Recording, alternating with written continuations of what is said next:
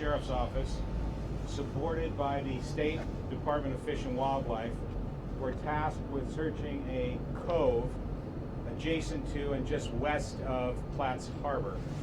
While doing so, they located the last remaining victim. I'm pleased to report that our Coroner's Bureau, with the assistance of our Detective Bureau, has now successfully identified all 34 of the victims and has notified their loved ones of that. 33 of those victims have been positively identified through DNA comparisons, and the remaining victim has been identified through fingerprints.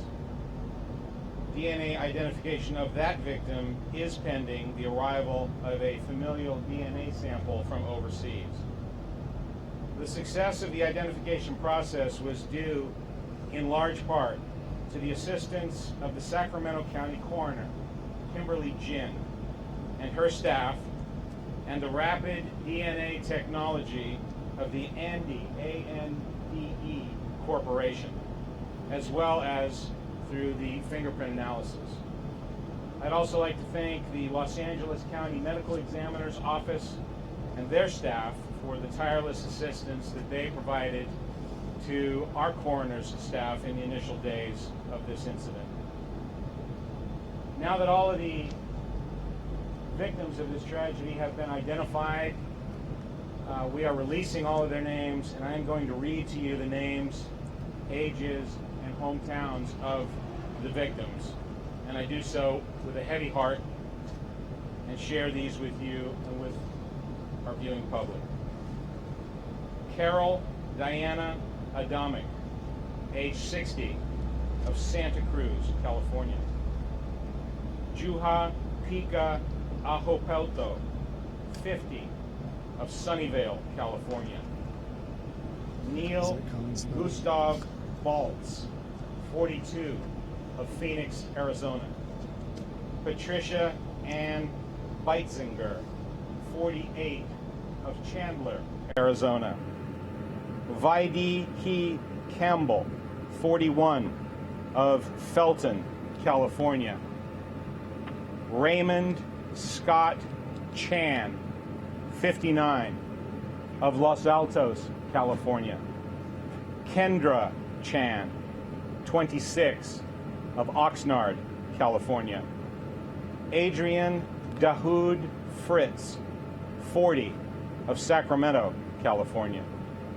Justin Carol Dignam, 58, of Anaheim, California. Berenice Felipe, 16, of Santa Cruz, California.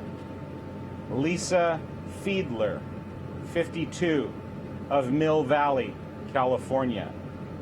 Christina Christy Finstad, 41, of Santa Cruz, California.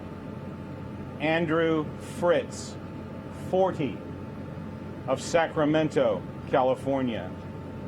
Daniel Garcia, 46, of Berkeley, California. Mary Beth Guiney, 51, of Santa Monica, California. Yuko Hatano, 39, of San Jose, California. Yulia Krashenaya, 40, of Berkeley, California. Alexandra Kurtz, 26, of Santa Barbara, California. Zhang Lin, 45, of Fremont, California. Caroline McLaughlin, 35, Oakland, California. Charles McIlvain, 44, Santa Monica, California. Kaustuba Nirmal, 33, Stamford, Connecticut. Sanjiri Dipujari Nirmal, 31, Stamford, Connecticut. Angela Rose Quidasol, 28, of Stockton. Evan Michael Quidasol, 37, of Stockton. Nicole Storm Quittasol, 31, of Imperial Beach, California. Michael Quittasol, 62, of Stockton, California. Stephen Salika, 55, of Santa Cruz, California. Tia Salika Adamic, 17, of Santa Cruz, California. Sumil Sandhu, 45, of Half Moon Bay, California. Fernisa Sisson, 57, of Stockton, California. Ted Strom, 62, of Germantown, Tennessee. Christian Takvam, 34, of San Francisco, California. And Wei Tan, 26, of Goleta, California. May they all rest in peace, and may their families know that all of us who have been involved in this sad operation continue to hold them in our hearts and in our prayers. As for the vessel Conception, the Coast Guard has been overseeing the salvage operation since it resumed yesterday. I'm pleased to report that the salvage operations have so far been successful, that the Conception has been raised to the surface, and it is being prepared to lift it onto a barge.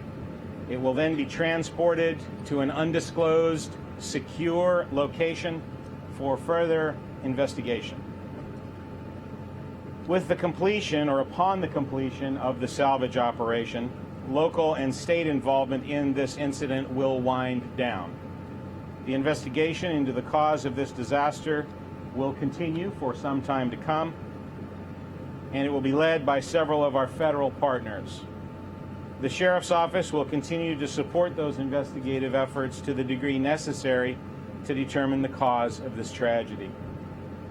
I would like to end today by expressing my sincere and profound gratitude to all of our partners in Unified Command, the United States Coast Guard, the Santa Barbara County Fire Department, and the National Park Service, and to the representatives of the other federal, state, and local agencies that have supported us throughout this endeavor. I particularly want to focus on the coordination and the cooperation of the dive teams that worked so diligently after responding to our call for assistance. Their efforts were truly remarkable. I want to especially thank the dive team members from the Santa Barbara County Sheriff's Office, from the Los Angeles County Sheriff's Department, from the Los Angeles Port Police, from the San Luis Sheriff's Office. All right, we listened to a news conference from the Santa Barbara County Sheriff's Department. All 34 victims have been recovered and ID'd. Also, the Conception was raised this morning. We saw a live look from that this morning on Eyewitness News at 11. And very sad to hear all the names and, to put the names on 34 victims. But no doubt we'll be hearing more about those victims in the coming days. Absolutely. Well, stay with us. We'll be right back. We're going to be live from Texas from the Democratic Showdown. That's on tonight.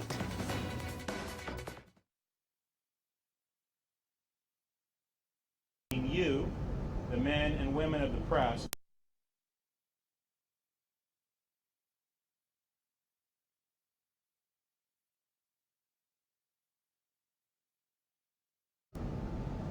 Sheriff Patrick Healy from KNBC Los Angeles. The final victim that was found yesterday, it sounds like the circumstances were different, that person was in a cove and that there was a possibility of making identification through fingerprints. Can you talk about it? Did that person get off the vessel before the fire? So the question was, it sounds as though the final victim that was recovered yesterday, it sounded to the person asking the question as though it was different from the others that were recovered, and does it look like that victim was in any other circumstances? The answer to that question is no. She was recovered in an area that is very close proximity to where other victims were recovered. It is in a close proximity, within 0.3 of a mile, no more, than where the boat sank. and the examination of her remains are consistent with the examination of the other remains. The preliminary indicators are, and the belief of our pathologist is, that she also died of smoke inhalation prior to being burned, and that she most likely was just as everyone else, got into the water when the boat flipped upside down. Can you talk at all about criminal charges at this point? I'm sorry, about what? Criminal charges at this point? The question was, can I talk about any criminal charges at this point? And no, I cannot. The investigation is ongoing, and we have no indication that there are any criminal charges imminent, or I can't give you any information about that. What's up?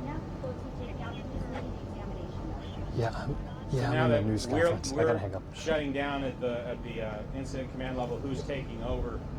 Well, there have been, since the beginning of this, there has been a parallel set of investigations that have, well, actually more than several investigations that have been being conducted on a parallel basis by the NTSB, by the Coast Guard Investigative Service, and then also here locally by sheriff's investigators.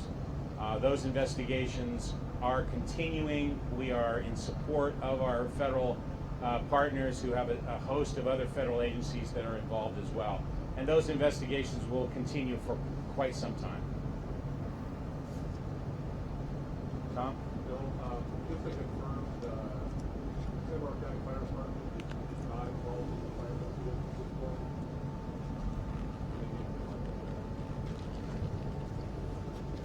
We have our chief fire investigator, Jason Ogres, embedded with the NTSB and ATF team, along with the sheriff's team. Okay, but it's their investigation at this point.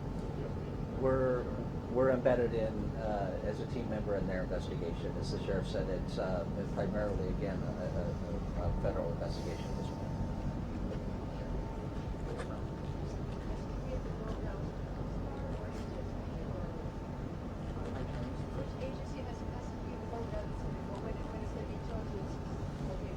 The question is, which entity has custody of the boat and will continue through the investigation. The Coast Guard will have custody of the boat as the salvage operation is continuing, and then at the point when it is placed into a location where it can be examined, it will fall under the custody of the NTSB.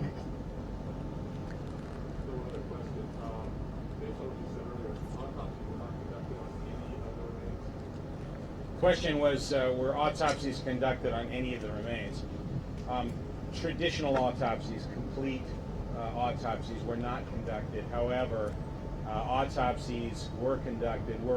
Examinations of all the victims were conducted, and some partial examination that involved medical procedures was conducted, but a traditional full autopsy was not done in this case. And generally, our policy is not to do them in a mass casualty situation where the cause of death is believed to be known and common with all the victims, and those characteristics are common with all the victims. I know the examination seemed to confirm the smoke inhalation was not. They did. And with this latest victim as well, there was an examination that showed that there was evidence that supported the belief that the cause of death was through smoke inhalation.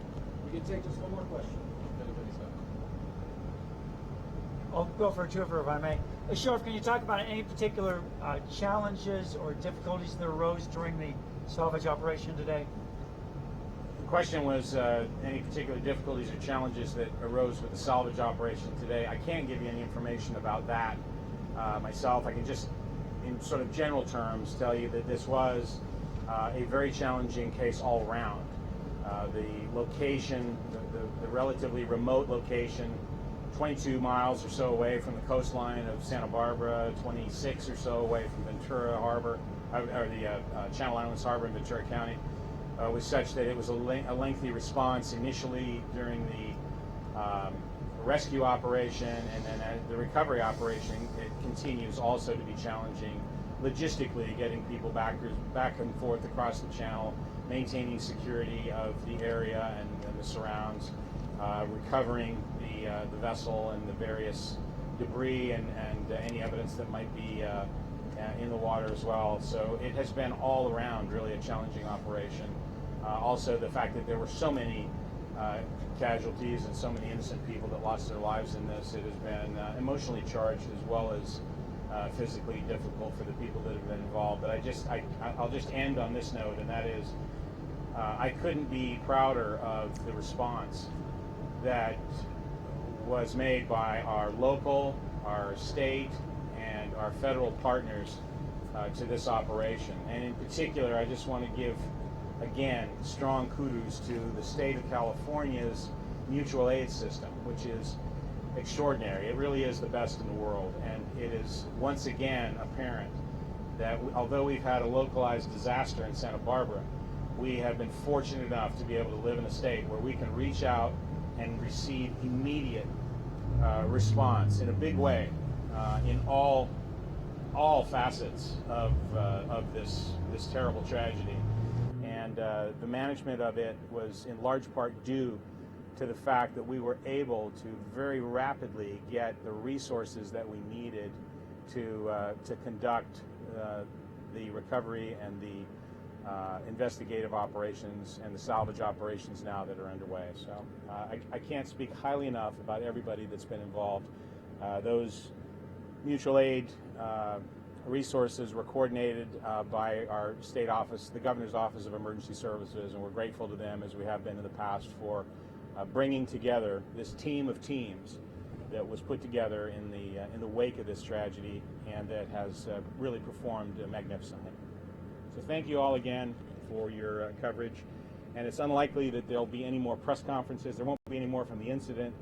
The NTSB investigation they released a preliminary report today, as I think you're aware, but the remaining investigation is going to be a lengthy one, and it'll take some time before that happens.